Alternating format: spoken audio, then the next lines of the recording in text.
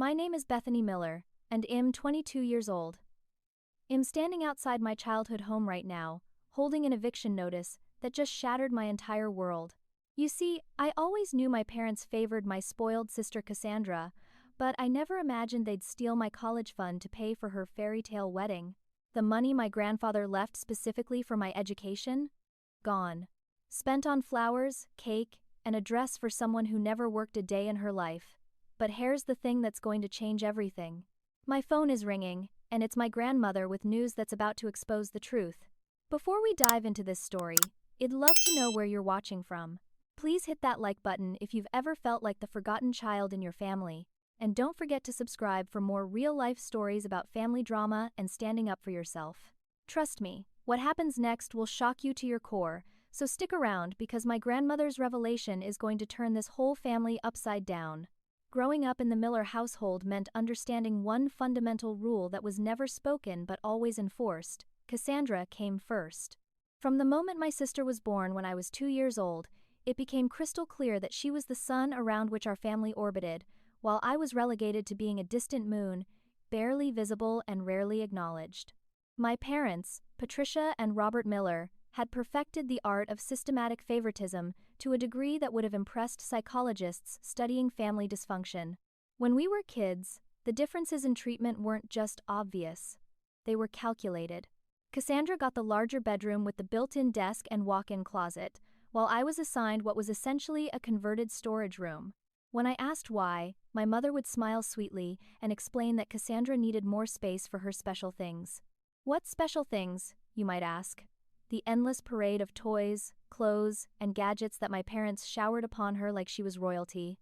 While other families might have justified favoritism by pointing to exceptional achievements or special needs, our household operated on a different logic entirely. Cassandra was special simply because she existed. She received a weekly allowance of $50, starting at age 10, money she spent on makeup, magazines, and candy. Meanwhile, I was expected to earn every penny I needed by doing chores that somehow never appeared on Cassandra's responsibility chart. By the time I turned 14, my parents informed me that if I wanted spending money, I'd need to get a part-time job, because it would build character. Cassandra, who was 12 at the time, continued receiving her allowance without question. The educational disparities were perhaps the most painful to endure.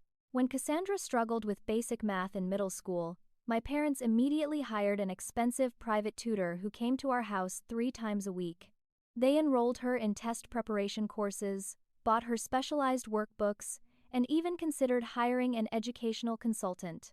When I made honor roll semester after semester, the achievement merited maybe a brief good job during dinner conversation before the focus inevitably shifted back to whatever minor accomplishment Cassandra had managed that day. This pattern of neglect versus indulgence reached its crescendo during our respective high school graduations.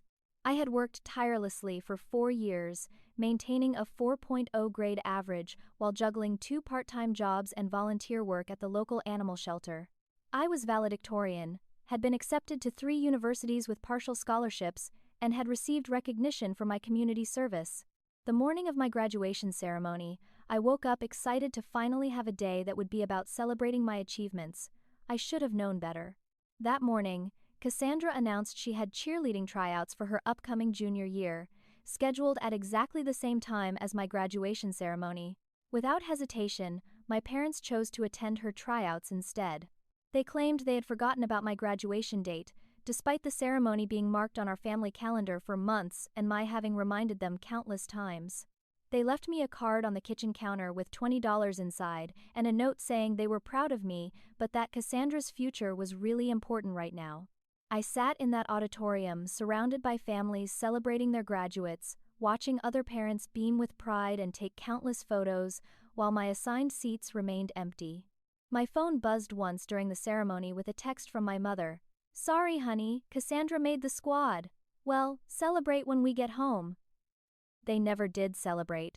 When they returned that evening, the conversation centered entirely on Cassandra's cheerleading success and the expensive uniform and accessories she would need. That night, sitting alone in my small room with my diploma propped against a stack of college brochures, I made a promise to myself. I would use education as my escape route from this toxic dynamic. I would work harder, save more money, and prove that I could succeed without their support or recognition. I took on additional shifts at both my jobs, selling clothing at a department store and tutoring elementary school kids in reading. Every dollar I earned went toward my college fund, building toward a future where my worth wouldn't be determined by my parents' arbitrary favoritism. But even as I planned my escape, I couldn't shake the growing resentment that festered in my chest every time I watched them fawn over Cassandra's mediocre efforts while dismissing my genuine accomplishments. I was determined to succeed despite their neglect, but I was also angry, hurt, and increasingly desperate to understand why I had been deemed unworthy of their love and support. Little did I know, the favoritism I had experienced was just the beginning of a much deeper betrayal that would soon come to light. The college fund had always been presented as my salvation, the one guaranteed source of security in my uncertain relationship with my family. My grandfather, Robert's father, had established the account when I was born, intending it as a foundation for my future education. Throughout my childhood, whenever I expressed worry about college costs or felt overwhelmed by the financial pressure, my parents would reassure me with the same comforting words. "Don't worry, sweetheart. Grandpa made sure you'd be taken care of." What I didn't understand until much later was the specific language of my grandfather's intentions. He had set up the account as a trust specifically designated for my educational expenses, with clear documentation stating that the funds could only be used for tuition, books, and related academic costs. The money was meant to be untouchable, protected, and growing steadily through careful investment management that my parents had supposedly been overseeing since his death when I was 8. During my junior year of high school, as college application deadlines approached and the reality of tuition costs became more concrete, I asked my parents for access to the account statements. I wanted to understand exactly how much money was available and plan my college choices accordingly. My mother initially deflected, claiming the paperwork was somewhere in your father's office and that they would get around to organizing it soon. When I pressed the issue, insisting that I needed concrete numbers to make informed decisions about my future, they finally agreed to show me documentation. The bank statements they provided showed a healthy balance of nearly $60,000, accumulated through my grandfather's initial investment and years of compound interest. I felt relief wash over me as I realized this amount would cover a significant portion of my college expenses, especially when combined with the partial scholarships I had earned. My parents smiled warmly as they explained how they had been carefully managing the account, adding their own contributions over the years to supplement my grandfather's gift. However, what I didn't realize at the time was that those statements were several months old, and the account activity I was seeing didn't reflect recent transactions. The first sign that something was wrong came through an administrative error that would later prove to be a blessing in disguise. The bank accidentally sent duplicate statements to our house, instead of just to my parents' private mailing address, and I happened to intercept one of these recent statements before they could hide it from me. My hands trembled as I opened the envelope and scanned the numbers. The account balance showed just under $8,000, with a series of large withdrawals dating back over 2 years. The systematic depletion of my college fund was laid out in black and white. $5,000 here, $10,000 there, sometimes multiple withdrawals in a single month. My grandfather's carefully planned gift had been methodically drained while I worked multiple jobs and stressed about financing my education. The confrontation that followed was unlike anything our family had experienced before. I burst into the living room where my parents were watching television, waving the bank statement, and demanding an explanation for what I was seeing. Their initial reaction was not guilt or remorse, but rather annoyance that I had discovered their deception. My father's first words were not an apology but a question. "Where did you get that statement? That wasn't meant for you to see." When I demanded to know where my money had gone, their explanations were vague and constantly shifting. My mother claimed the withdrawals were for family expenses during difficult times, while my father insisted they had been using the money for investments that would eventually pay back more than they had borrowed. Neither explanation made sense, and both parents seemed genuinely surprised that I was upset about the situation. In their minds, the money was part of the overall family resources, available for whatever needs arose, regardless of my grandfather's specific intentions. Cassandra, who had been upstairs during the initial confrontation, appeared in the doorway as voices began to rise. The smirk that crossed her face when she realized what was happening told me everything I needed to know about her level of awareness regarding the situation. This wasn't news to her. She had known exactly where my college money was going, and she had been perfectly comfortable watching me work myself to exhaustion while my educational fund subsidized our family's lifestyle. The gaslighting that followed was perhaps more painful than the financial theft itself. My parents insisted that I was remembering wrong about my grandfather's specific intentions for the money. They claimed that he had wanted the funds to benefit the entire family, and that my interpretation of his wishes was selfish and unrealistic. They suggested that my emotional reaction was evidence of an unhealthy attachment to money and that I should be grateful they had managed the account at all instead of leaving financial decisions to a child who doesn't understand these matters. I spent that night researching my legal options and trying to understand whether there was any way to recover the stolen money. The stress of the situation, combined with the emotional betrayal, pushed me to a breaking point where I seriously considered dropping out of high school altogether. The dream of college felt impossible now, and the revelation that my parents had been lying to me for years made me question everything I thought I knew about my family relationships. Fortunately, my school counselor, Miss Henderson, noticed my declining attendance and obvious distress during our scheduled meeting about college applications. When I finally broke down and explained the situation, she immediately shifted into advocacy mode, helping me research scholarship opportunities, grants, and other financial aid options that might still make college possible. Her support became a lifeline during those dark weeks when I felt completely alone and betrayed. Miss Henderson helped me understand that there were paths forward, even without my parents' financial support. She connected me with scholarship programs specifically designed for students from difficult family situations and helped me craft application essays that honestly addressed my circumstances without sounding like I was making excuses. Through her guidance, I managed to secure additional financial aid that, combined with what remained in my account, would cover most of my freshman year expenses. But even as I worked toward a solution, the fundamental trust that should exist between parents and children had been permanently damaged. I now understood that my education, my future, and my financial security were not priorities for the people who were supposed to protect and support me. This realization would prove to be just the beginning of a series of betrayals that would ultimately reshape my entire understanding of my family dynamics. The announcement came during what was supposed to be a casual family dinner on a Sunday evening in March. Cassandra had been acting unusually secretive for several weeks, disappearing for long periods and being evasive about her whereabouts when questioned. At 19, she had been dating Trevor Montgomery for exactly 6 months, a relationship that our parents had enthusiastically supported from the beginning, primarily because Trevor drove an expensive car and wore designer clothing that suggested significant wealth. Cassandra waited until dessert to make her grand revelation, producing a substantial diamond ring from her purse and sliding it onto her finger with theatrical flair. Trevor proposed, she squealed, extending her hand for everyone to admire the sparkling engagement ring that probably cost more than I made in 6 months of working 2 jobs. "We're getting married next summer." My parents' reaction was immediate and overwhelming. My mother actually screamed with excitement, jumping up to embrace Cassandra while tears of joy streamed down her face. My father beamed with pride, immediately launching into questions about wedding venues, guest lists, and celebration plans. The entire mood of the household shifted instantly into party mode, with phone calls being made to relatives and friends to share the exciting news. What struck me most about their reaction wasn't just the enthusiasm, but the complete absence of any practical concerns that would normally accompany such an announcement. There were no questions about whether 6 months was sufficient time to know someone well enough for marriage, no discussions about financial readiness or career planning, and certainly no suggestions that perhaps they should wait until Cassandra finished college or established herself professionally. Instead, the conversation immediately focused on creating the most elaborate and expensive wedding celebration possible.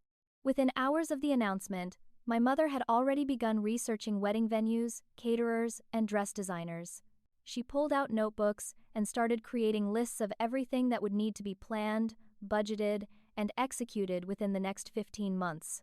The scale of her planning was breathtaking and financially terrifying, involving everything from destination bachelor and bachelorette parties to professional photographers, florists, and live music entertainment. The financial discussion that followed over the next few days revealed the true magnitude of what my parents were planning. They estimated that their vision for Cassandra's wedding would cost approximately $50,000, a sum that seemed astronomical given our family's middle-class financial situation. When I cautiously asked how they planned to finance such an expensive celebration, my father waved off my concerns with confidence, claiming they had everything under control and had been saving for this day for years. The devastating revelation came during a family meeting the following weekend, when my parents gathered Cassandra and me together to discuss wedding financial arrangements. With casual matter-of-factness that still haunts me, my father announced that they would be using the remainder of my college fund as the primary source of wedding financing. He presented this decision as logical and fair, explaining that weddings were once-in-a-lifetime events that required significant investment, while education was something that could be figured out later through loans and scholarships. My desperate attempts to protest this decision fell on completely deaf ears. I explained that the money was specifically designated for my education, that my grandfather had intended it for my future, and that taking it would eliminate my ability to attend college without accumulating crushing debt. My parents dismissed these concerns with the same casual indifference they had always shown toward my needs and aspirations. My mother actually suggested that I should feel honored to contribute to such an important family celebration. Cassandra's manipulation during these discussions was masterful in its cruelty. Rather than acknowledging that she was benefiting from my financial resources, she repositioned herself as the victim of my selfishness. She tearfully told our parents that my objections to funding her wedding proved that I was jealous of her happiness and couldn't stand seeing her succeed. She painted my desperation to preserve my educational funding as evidence of my greedy nature and my inability to prioritize family relationships over money. This manipulation extended beyond our household, as Cassandra began spreading her version of events to our extended family members. She told aunts, uncles, and cousins that I was trying to ruin her wedding out of jealousy and that I was demanding money that rightfully belonged to the family for my selfish college plans. Her storytelling was convincing enough that several relatives began treating me with coldness and disapproval, believing that I was indeed being unreasonably difficult about family financial arrangements. The principle our parents established during this period was that family obligations took precedence over individual aspirations, but this principle only seemed to apply when it benefited Cassandra. They argued that supporting her wedding was an investment in our family's reputation and happiness, while my education was characterized as a personal luxury that could be delayed or financed independently. The double standard was obvious, but apparently invisible to everyone except me. As wedding planning intensified over the following weeks, I watched my college dreams crumble while Cassandra reveled in being the center of attention. Every conversation in our house revolved around wedding details, from flower arrangements to menu selections, while my concerns about financing my education were treated as irrelevant interruptions to more important family business. My parents made it clear that questioning the wedding expenditures or suggesting more modest alternatives would be considered disloyal and inappropriate. The psychological impact of watching my financial security disappear while simultaneously being blamed for my own victimization pushed me toward a complete emotional breakdown. I seriously considered abandoning my college plans entirely, accepting that my family had chosen Cassandra's temporary celebration over my long-term future. The sense of helplessness and betrayal was overwhelming, made worse by the realization that everyone around me seemed to believe that this arrangement was not only acceptable but actually generous on my part. During this period, my boyfriend Jake offered to help financially, suggesting that he could contribute toward my college expenses or even provide a loan that I could repay after graduation. While I was grateful for his support and kindness, accepting his money felt like admitting defeat and acknowledging that my own family had abandoned me. My pride and my hope that my parents might eventually recognize the injustice of their decision prevented me from accepting his generous offer. Meanwhile, Cassandra's behavior became increasingly cruel as she sensed my growing desperation and vulnerability. She would deliberately flaunt wedding planning activities in front of me, discussing expensive venue options and luxury details, while making pointed comments about how some people couldn't appreciate family celebrations. She seemed to take genuine pleasure in my distress, as if my suffering validated her position as the favored child and confirmed her superiority within our family dynamics. The transformation of our household into wedding planning headquarters was swift and complete. Every available surface became covered with bridal magazines, vendor catalogs, and color-coordinated binders containing detailed timelines, budget spreadsheets, and inspiration photos that Cassandra had torn from various publications. The $50,000 budget that had initially seemed extravagant quickly proved to be insufficient for my parents' grand vision of their daughter's perfect day. My role in this elaborate production was neither optional nor compensated. Despite being the person whose college fund was financing the entire celebration, I found myself relegated to the position of unpaid wedding assistant, expected to handle all the tedious and time-consuming tasks that my parents and Cassandra considered beneath them. My responsibilities included researching vendors, making phone calls to schedule appointments, picking up samples from various suppliers, and serving as a personal assistant for Cassandra's shopping excursions. The irony of the situation was not lost on me, but pointing it out only resulted in lectures about family loyalty and the importance of supporting each other during major life events. My parents explained that my contribution of the college fund was financial support, while my labor was emotional support, and they expected me to provide both enthusiastically and without complaint. Any signs of reluctance or resentment on my part were immediately characterized as selfishness and evidence of my failure to understand proper family values. The pressure to defer my college enrollment for another year came during a family meeting in late spring, presented as a logical and necessary sacrifice for the greater good of wedding planning. My parents argued that the next several months would require intensive coordination and preparation that would be impossible to manage if I was away at college. They suggested that taking a gap year to help ensure Cassandra's wedding success would demonstrate maturity and family commitment, qualities that would ultimately benefit my own future endeavors. This demand felt like the final insult in a series of escalating injustices.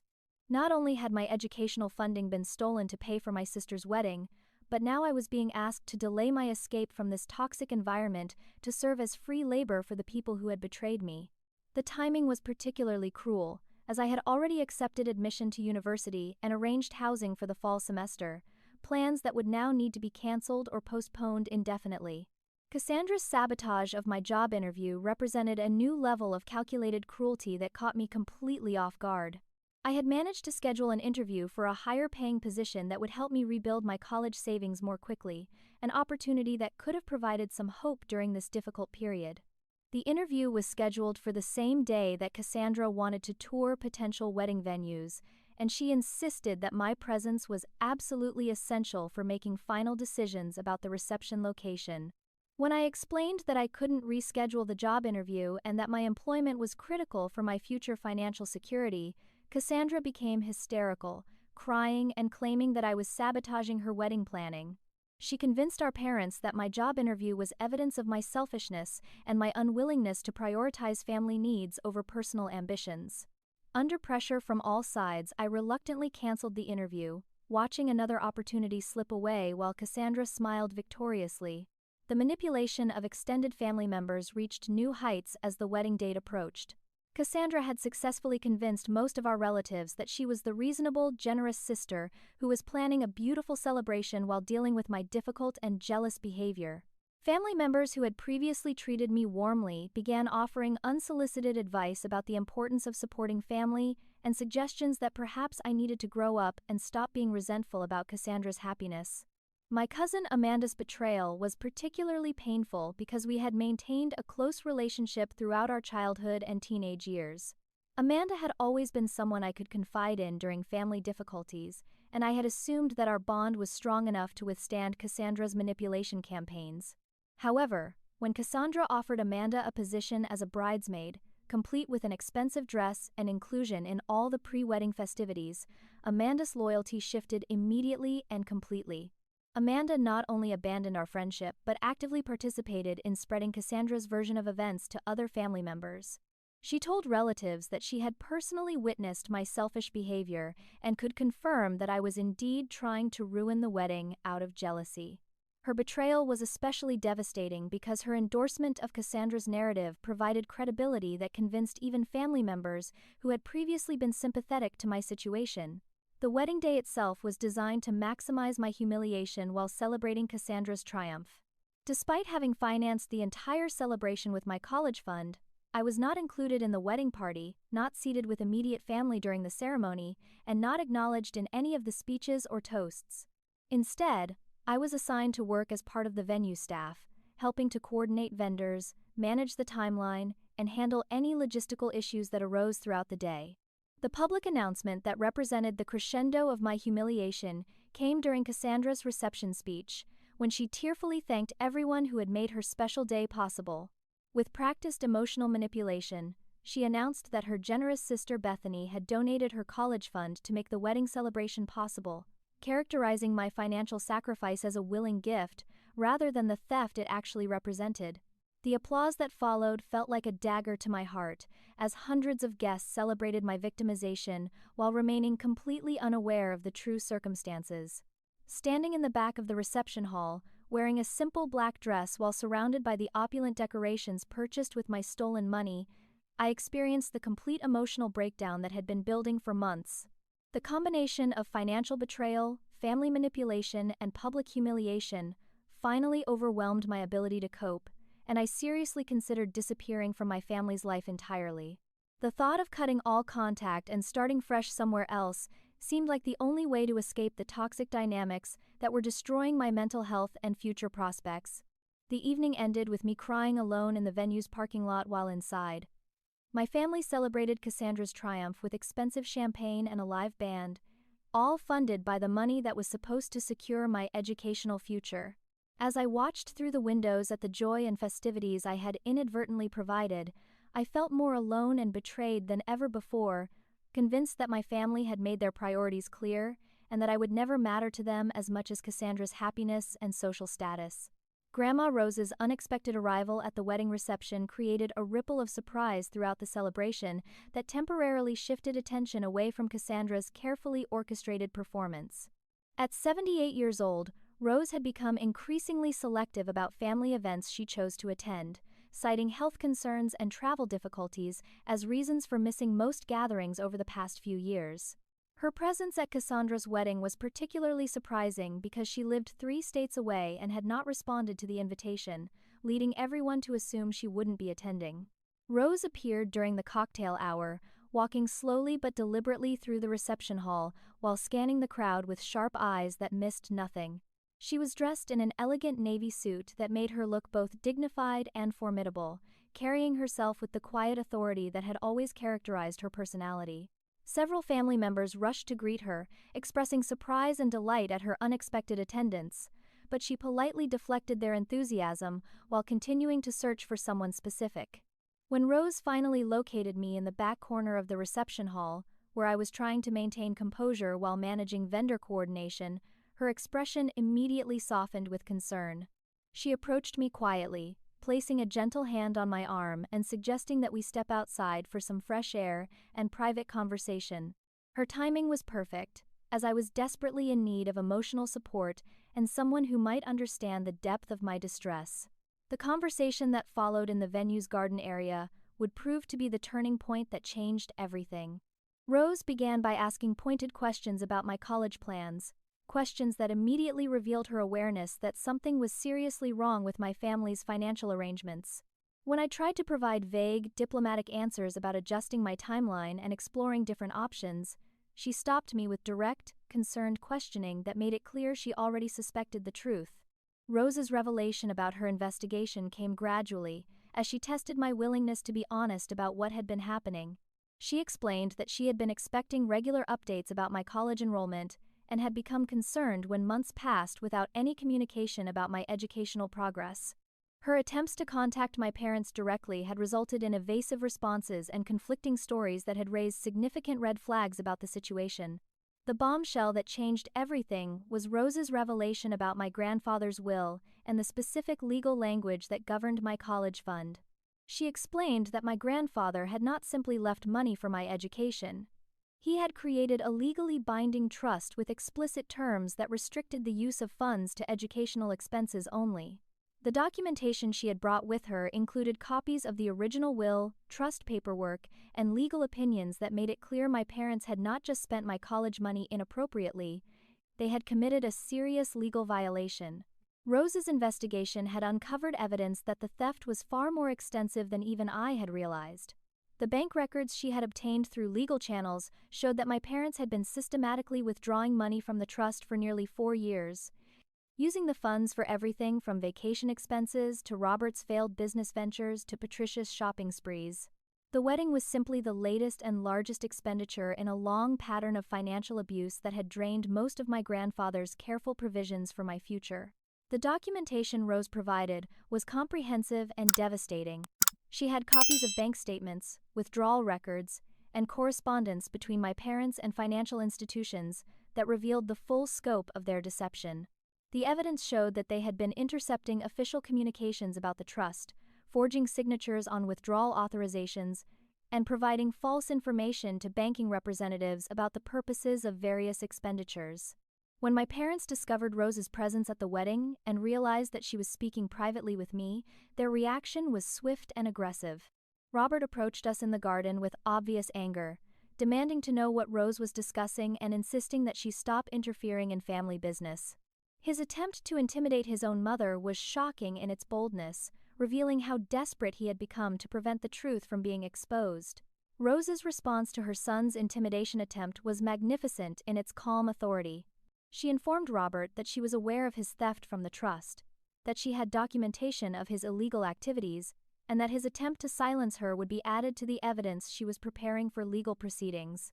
Her composure in the face of his aggression made it clear that she had anticipated this confrontation and was fully prepared to follow through on her threats.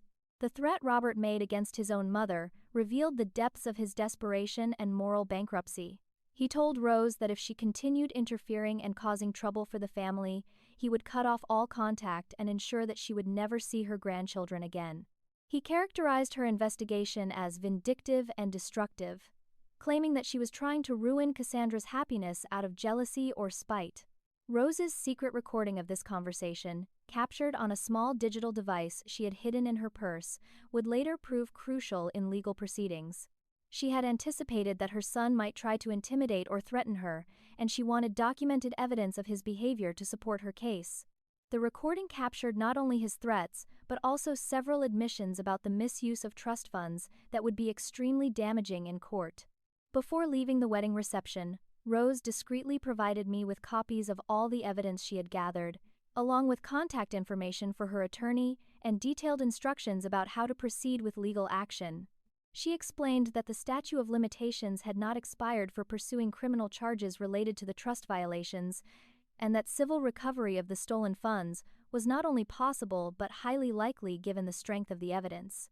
The plan Rose outlined was comprehensive and strategic, designed to recover the maximum amount of stolen money while holding my parents accountable for their years of financial abuse. She had already consulted with legal experts who specialized in trust violations and elder financial abuse, and they had assured her that the case was extremely strong and likely to result in full recovery plus legal fees and punitive damages. The week following the wedding reception was a whirlwind of legal research, evidence organization, and strategic planning as Rose and I worked together to build a comprehensive case against my parents. Rose's methodical approach to gathering evidence was impressive in its thoroughness and attention to detail, reflecting both her determination to see justice done and her understanding of what would be required to achieve a successful legal outcome. The complete financial evidence that Rose had accumulated painted a picture of systematic theft that was far more extensive than I had ever imagined. The documentation showed that my parents had stolen approximately $75,000 over a 4-year period, money that had been withdrawn in increasingly large amounts as they became more comfortable with their criminal behavior and more confident that they would not be caught or held accountable. The pattern of theft revealed in the bank records was particularly disturbing because it showed clear escalation over time. The initial withdrawals had been relatively small amounts, perhaps $500 or $1,000 at a time, often with documentation that suggested legitimate educational expenses. However, as months passed and no consequences materialized, the amounts grew larger and the fake justifications became more brazen, culminating in the massive withdrawals that funded Cassandra's wedding extravaganza. Rose's investigation had also uncovered evidence that the stolen money had been used for a shocking variety of personal expenses that had nothing to do with education or family emergencies. The documentation showed payments for Robert's failed restaurant investment, Patricia's extensive wardrobe purchases, family vacations to expensive destinations, home improvement projects, and even luxury car payments. My educational fund had essentially become a personal piggy bank for my parents' lifestyle choices. The consultation with attorney Mr. Davidson, whom Rose had carefully selected based on his expertise in trust law and financial abuse cases, provided both validation and hope that had been missing from my life for months. Davidson reviewed the evidence with the experienced eye of someone who had handled similar cases, and his assessment was unequivocally optimistic about our chances of achieving full recovery of the stolen funds plus additional damages. Davidson explained that trust violations of this magnitude typically resulted in criminal charges as well as civil recovery, meaning that my parents could potentially face both financial consequences and jail time for their actions. The legal framework that protected trust beneficiaries was robust and well-established, designed specifically to prevent the kind of abuse that my parents had perpetrated over the past several years. The strength of our legal case was enhanced by several factors that Davidson identified as particularly powerful evidence. The existence of my grandfather's clearly worded will, the documented pattern of systematic withdrawals, the false representations made to banking institutions, and Rose's recorded conversation with Robert created a comprehensive foundation for both criminal prosecution and civil recovery that would be extremely difficult for my parents to challenge or dispute. However, the legal process was complicated by my parents' discovery of Rose's investigation and their immediate attempts to destroy remaining evidence and cover their tracks. Cassandra had apparently overheard portions of Rose's conversation with me at the wedding reception and had quickly informed our parents about the legal threat they were facing. Their response was swift and predictable, as they began frantically attempting to eliminate any documentation that might support our case. The attempt to destroy evidence included shredding financial documents, deleting computer files, and even trying to close the trust account entirely to eliminate the paper trail of their theft. However, their panicked response came too late to be effective, as Rose had already secured copies of most critical documents through official banking channels and legal discovery processes that my parents could not reverse or undo. The psychological warfare that my parents launched against Rose was perhaps even more disturbing than their financial crimes. When Robert's initial intimidation attempt failed to silence his mother, he and Patricia began a campaign to discredit her mentally and emotionally, spreading rumors among family members that Rose was developing dementia and could no longer be trusted to make rational decisions about family finances or legal matters. This attempt to gaslight Rose and undermine her credibility was both cruel and strategically misguided, as it only served to strengthen her resolve and provide additional evidence of my parents' desperation and moral bankruptcy. Rose had been anticipating this type of response and had already obtained medical documentation of her mental competency from her physician, creating a paper trail that would protect her from false claims about her cognitive abilities. The emotional support I received from Jake during this difficult period proved invaluable in maintaining my stability and focus as the legal case developed. He helped me organize evidence, provided emotional encouragement during moments of doubt and fear, and served as a witness to my parents' behavior and my emotional state throughout the investigation process. His steady presence reminded me that not all relationships were based on manipulation and exploitation, giving me hope for building a healthier future. Rose's revelation about her secret recordings of my parents' admissions provided the final piece of evidence that transformed our case from strong to virtually unbeatable. The recordings captured not only Robert's threats against Rose but also Patricia's acknowledgement that they had borrowed money from my trust and Cassandra's admission that she had been aware of the theft throughout the wedding planning process. These recorded confessions eliminated any possibility that my parents could claim ignorance or accident. As we prepared to present our evidence to law enforcement and initiate civil proceedings, I felt a mixture of anticipation, fear, and determination that was unlike anything I had ever experienced. The prospect of finally holding my parents accountable for their years of abuse and betrayal was empowering, but I also understood that pursuing justice would likely mean the permanent destruction of any remaining family relationships and the public exposure of our family's dysfunction. The family dinner that would expose years of lies and theft was carefully orchestrated by Rose and Mr. Davidson to create maximum legal impact while ensuring all parties were present to witness the revelations.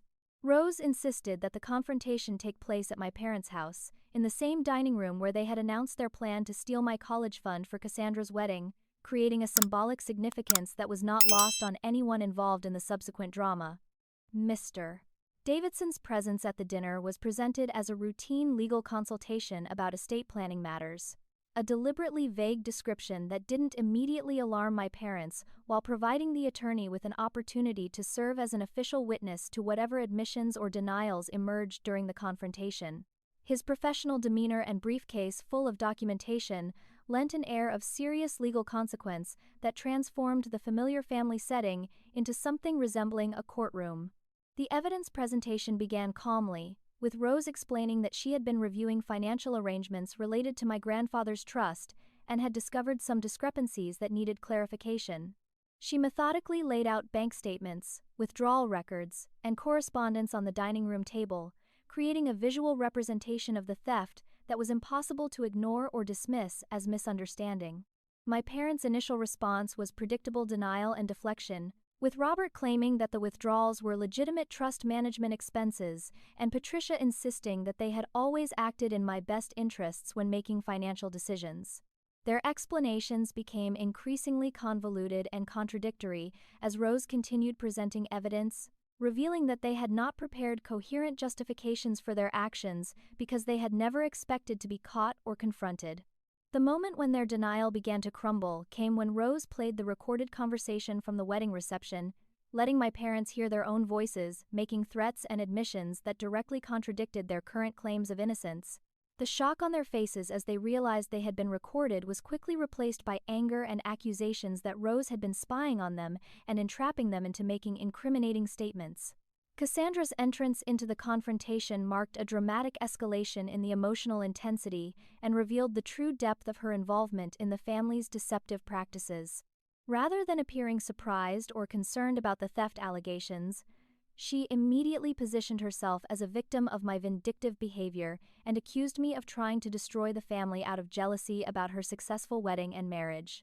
The mask that Cassandra had maintained throughout our childhood finally fell away completely as the pressure of the confrontation intensified. She admitted not only that she had been aware of the trust fund theft, but that she had actively encouraged our parents to take larger amounts to fund increasingly expensive wedding elements. Her casual acknowledgement of complicity in the theft was delivered with the same entitled attitude she had always displayed when discussing her privileged position within our family. The revelation about Trevor's financial situation provided a shocking twist that recontextualized Cassandra's entire relationship and the urgency surrounding her expensive wedding plans. Under pressure from Mr. Davidson's questioning, she admitted that Trevor was not the wealthy businessman that our family believed him to be, but rather someone who was deeply in debt and facing potential bankruptcy. The elaborate wedding had been partially designed to maintain the illusion of prosperity that was central to their relationship. Robert's emotional breakdown during the confrontation was painful to witness, even given the anger and resentment I felt toward him for his years of deception and favoritism. He admitted to years of financial irresponsibility, including failed business investments, gambling debts, and poor financial planning that had left him desperate for additional income sources. The trust fund had represented an opportunity to solve his problems without admitting his failures to anyone else in the family. Patricia's refusal to accept any responsibility for the situation, even when faced with overwhelming evidence of wrongdoing, was perhaps the most infuriating aspect of the entire confrontation. She continued to claim victim status, arguing that raising children was expensive and that I owed the family for the costs of my upbringing, medical expenses, and education through high school. Her ability to rationalize theft as somehow justified was breathtaking in its self-serving logic. The attempt to turn other family members against me represented Cassandra's final desperate strategy for avoiding consequences and maintaining her preferred position within the family hierarchy. She began making phone calls to relatives during the confrontation, tearfully explaining that I was trying to send mom and dad to jail over money, and characterizing the legal proceedings as a vindictive attack rather than a pursuit of justice for legitimate grievances. However, the alliance that began forming among family members who learned the truth provided hope that not all relationships would be destroyed by the revelation of theft and deception. Several aunts and uncles, upon hearing the complete story and seeing the evidence, immediately expressed support for my legal action and anger at my parents' betrayal of trust and family loyalty. The legal ultimatum that Mr. Davidson presented was stark and uncompromising. My parents could voluntarily return the stolen money plus interest and legal fees, avoiding criminal prosecution, or they could face both civil and criminal proceedings that would likely result in jail time, public humiliation, and financial ruin far beyond the amount they had stolen. The choice was theirs, but the consequences would be swift and severe regardless of which option they selected. The dinner ended with my parents facing the complete collapse of their carefully constructed narrative and the prospect of losing everything they had built through years of deception and financial manipulation. The comfortable middle-class lifestyle they had maintained through theft from their own daughter's future was about to disappear, replaced by legal fees, restitution payments, and the social consequences of being exposed as criminals who had stolen from their own family. As I left their house that evening, accompanied by Rose and Mr. Davidson, I felt a complex mixture of satisfaction, sadness, and determination that would characterize the challenging months ahead. The confrontation had achieved its goal of forcing accountability and beginning the legal process, but it had also definitively ended any possibility of maintaining normal family relationships with people who had proven themselves capable of such profound betrayal and selfishness. The legal and financial consequences that followed our confrontation unfolded with devastating swiftness. As my parents discovered that the comfortable lifestyle they had maintained through theft and deception was about to disappear entirely, the civil lawsuit that Mr. Davidson filed on my behalf was accompanied by criminal referrals to the district attorney's office, creating both immediate and long-term legal pressures that my parents were completely unprepared to handle. The forced liquidation of my parents' assets began within weeks of the initial legal filings, as their attorney advised them that voluntary restitution represented their only hope of avoiding criminal prosecution and potential jail time. The house that had been the center of our family dysfunction was placed on the market at a price designed to ensure quick sale, even if it meant accepting significantly less than its assessed value to generate cash for restitution payments. Robert and Patricia's financial situation proved to be even more precarious than anyone had realized, as the investigation revealed additional debts, failed investments, and financial obligations that had been hidden from the family for years. The trust fund theft had been just one component of a broader pattern of financial irresponsibility that included credit card debt, business loans, and other obligations that complicated their ability to make full restitution without declaring bankruptcy. Cassandra's personal downfall was swift and dramatic, beginning with Trevor's abrupt departure when the truth about the wedding financing and his financial situation became public knowledge.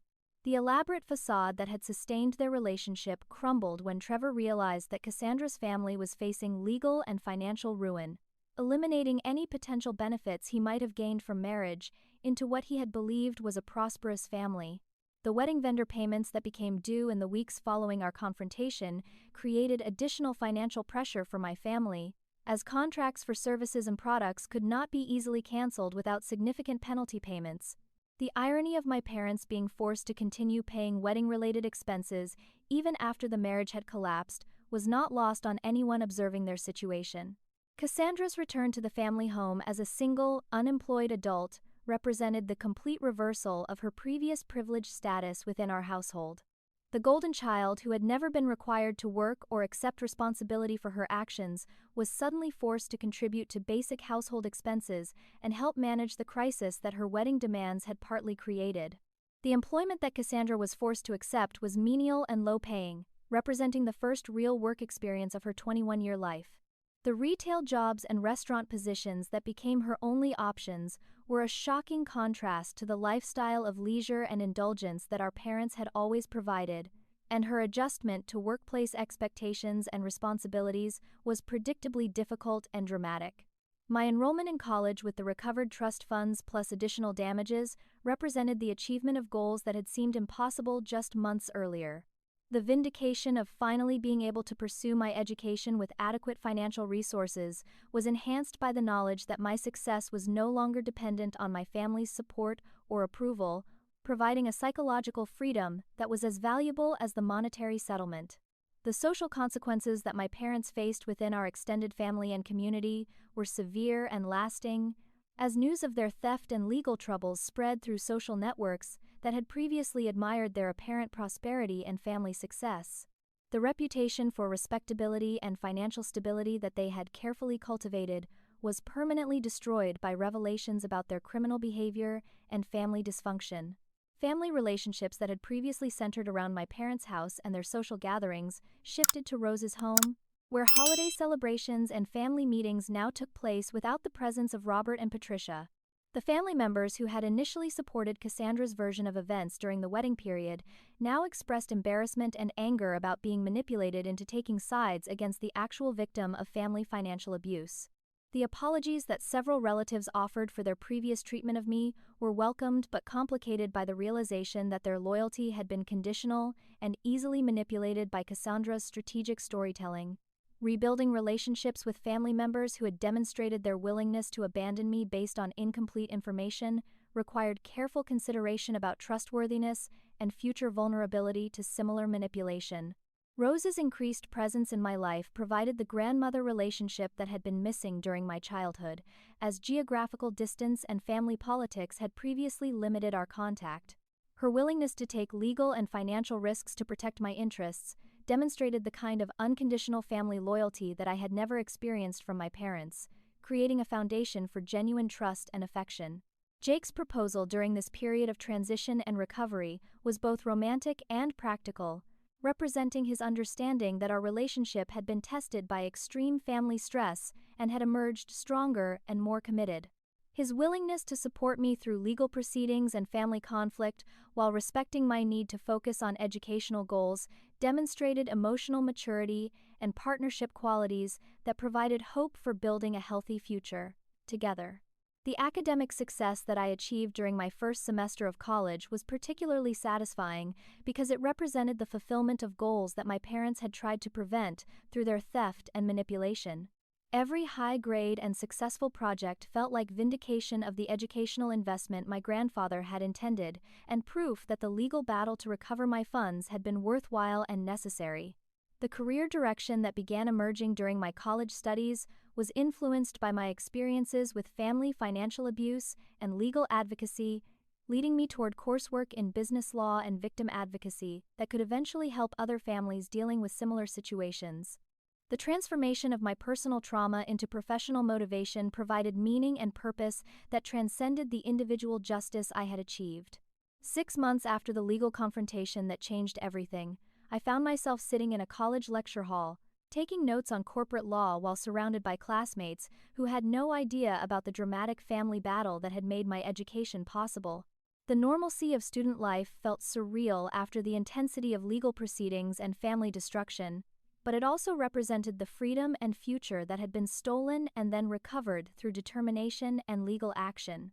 My academic performance during that first semester exceeded even my own expectations, as the combination of adequate financial resources and psychological liberation created optimal conditions for educational success. The business and law courses I had selected proved fascinating and challenging, offering intellectual stimulation that helped process the emotional trauma, while building knowledge that could benefit other families facing similar betrayals. The therapy that I began during this period was essential for processing years of emotional abuse, gaslighting, and systematic favoritism that had shaped my understanding of family relationships and personal worth. Working with a counselor who specialized in family financial abuse helped me recognize patterns of manipulation that had been normalized during my childhood and develop healthier expectations for future relationships. The limited reconciliation that eventually developed with my father was cautious and conditional, based on his demonstrated willingness to accept responsibility for his actions and make genuine efforts to understand the harm he had caused. Robert's participation in family therapy sessions and his consistency in making restitution payments created a foundation for rebuilding trust, though the relationship would never return to its previous form. The permanent estrangement from my mother and sister reflected their continued refusal to acknowledge wrongdoing or express genuine remorse for their actions. Patricia's persistent attempts to position herself as the victim of my vindictive legal action, combined with Cassandra's ongoing sense of entitlement and blame-shifting, made it clear that meaningful reconciliation would be impossible without fundamental changes in their character that seemed unlikely to occur. Holiday celebrations that moved to Rose's house created new family traditions that were healthier and more inclusive than the dynamics that had previously characterized our gatherings. The absence of Patricia and Cassandra eliminated the tension and competition that had made previous celebrations stressful, allowing for genuine connection and enjoyment among family members who chose to prioritize honesty and mutual support. The financial literacy that I developed through necessity during the legal proceedings became an unexpected asset in both my personal life and academic studies. Understanding trust law, investment principles, and legal protections provided practical knowledge that enhanced my business coursework while ensuring that I would never again be vulnerable to the kind of financial manipulation that had characterized my childhood. Jake's patience and understanding during my healing process demonstrated the kind of partnership that made our relationship stronger and more resilient than it might have been without the crisis that tested our commitment. His willingness to postpone major relationship milestones while supporting my educational and legal priorities showed emotional maturity that provided confidence about our long-term compatibility and shared values. The career path that began emerging during my second year of college combined legal advocacy with financial education, creating opportunities to help families recognize and address financial abuse before it reached crisis levels. The personal experience that had initially felt like pure victimization became a source of expertise and credibility that enhanced my ability to understand and assist others facing similar challenges. Rose's role as a surrogate parent and mentor filled gaps that had existed throughout my childhood, providing the unconditional support and guidance that every young person deserves from their family. Her willingness to risk family relationships and invest her own resources to ensure justice demonstrated the kind of love and loyalty that I had always craved but never received from my parents. The perspective that developed through surviving and overcoming family betrayal included recognition that toxic relationships, even with biological family members, could be ended without guilt or obligation to maintain connection at the expense of personal well-being. The decision to prioritize my own mental health and future success over preserving dysfunctional family dynamics was difficult, but ultimately liberating and empowering. The strength that emerged from navigating legal proceedings, family conflict, and personal recovery created confidence in my ability to handle future challenges and advocate for myself in professional and personal situations. The experience of successfully confronting powerful family members who had exploited and betrayed me provided evidence that courage and persistence could overcome seemingly impossible circumstances. The wisdom gained through this ordeal included understanding that real family members support each other's dreams and aspirations rather than exploiting them for personal benefit, that financial abuse is a serious crime, regardless of family relationships, and that sometimes the most loving action is refusing to enable destructive behavior by holding people accountable for their choices and consequences. Looking toward the future, I felt grateful for the painful experiences that had ultimately led to personal growth, educational opportunities, and healthy relationships based on mutual respect rather than manipulation and exploitation. The college fund that had been stolen and recovered represented more than money. It symbolized my right to pursue my own dreams and build a life based on my own values and priorities, rather than serving as a resource for other people's selfish ambitions. The final lesson that emerged from this journey was that healing and justice are possible even after profound betrayal, but they require courage to confront uncomfortable truths, persistence to pursue accountability despite resistance, and wisdom to recognize that some relationships cannot be salvaged without compromising your own integrity and well-being. Sometimes the greatest gift you can give yourself is the freedom to walk away from people who have proven they cannot love you properly.